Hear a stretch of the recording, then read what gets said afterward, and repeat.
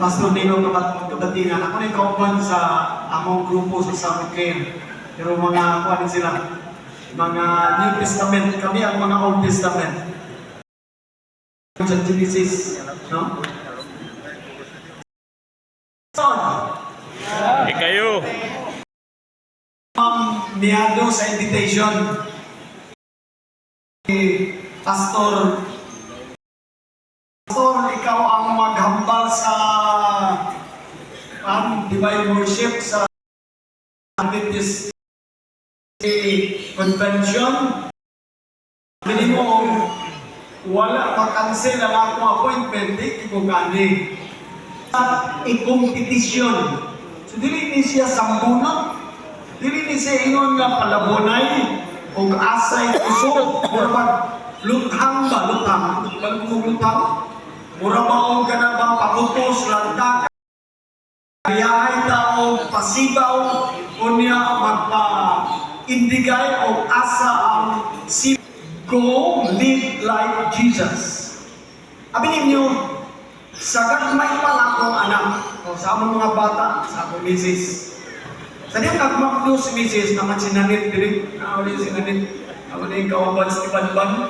Abi ni mo, sa naami sa district, ito giputang ang kandila, nga tumpungan o karton, sa kapoy, yan ang anak siya, mailagan, kung unsa ang imo palayan.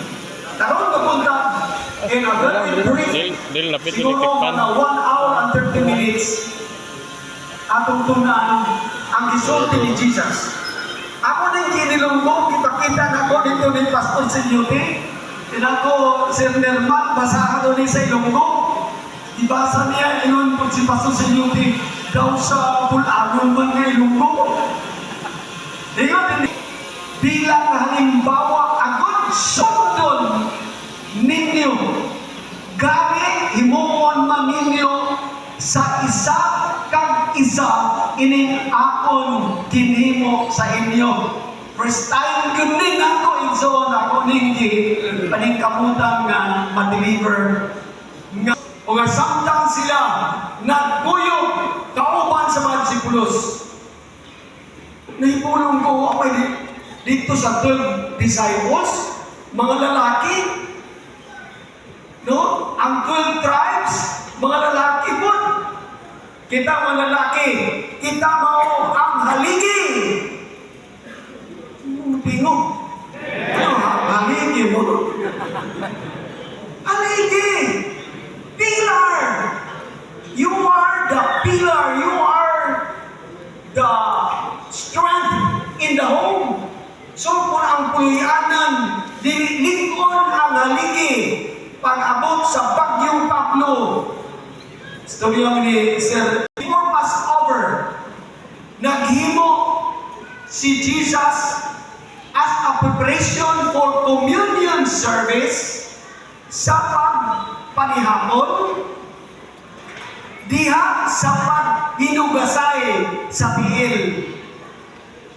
Ingon din sa text, sang nahugasan na ni Jesus ang ilang mga tiil, ginsuksok niya liwat ang iyang pangguwa nga bayo, kag nagbalik sa lamisa.